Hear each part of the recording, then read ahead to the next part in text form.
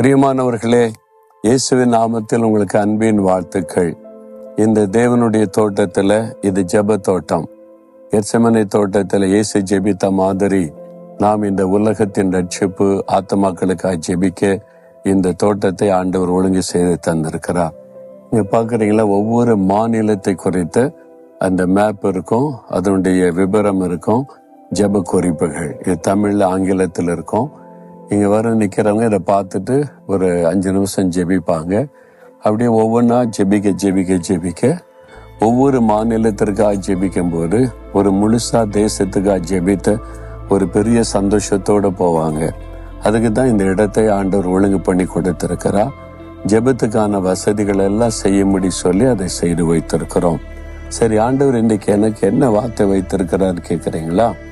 எசேக்கியேல் 36:25 ஆண்டவர் சொல்லுகிறார், நான் உங்களை சுத்தமாக்குவேன், நீங்கள் சுத்தமாவீர்கள்.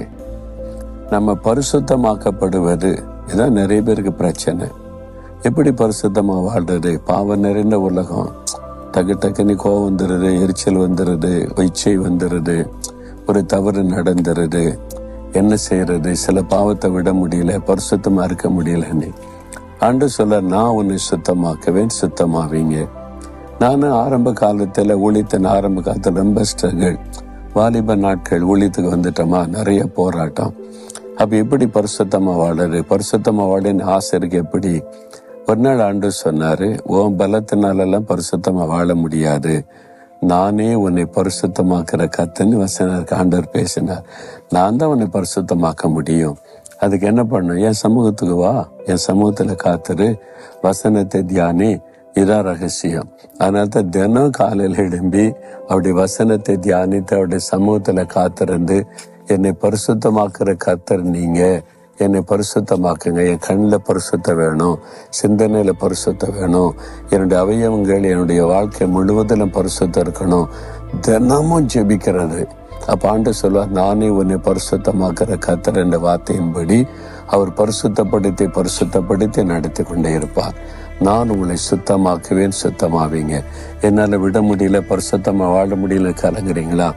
ஒன்று இல்லை, ஆண்டவரே நீங்க தான் என்னை பரிசுத்தமாக்க முடியும், என்னை சுத்தமாக்குவேன்னு சொல்லி இருக்கிறீங்க. என் கண்கள், சிந்தனைகள், எண்ணங்கள் எல்லாத்தையும் பரிசுத்தப்படுத்துங்க. இப்ப என்னை ஒப்பு கொடுக்கிறேன்னு சொல்லுங்க. அவர் பரிசுத்தப்படுத்தி அழகா நடத்துவார். அவ்வளவுதான்.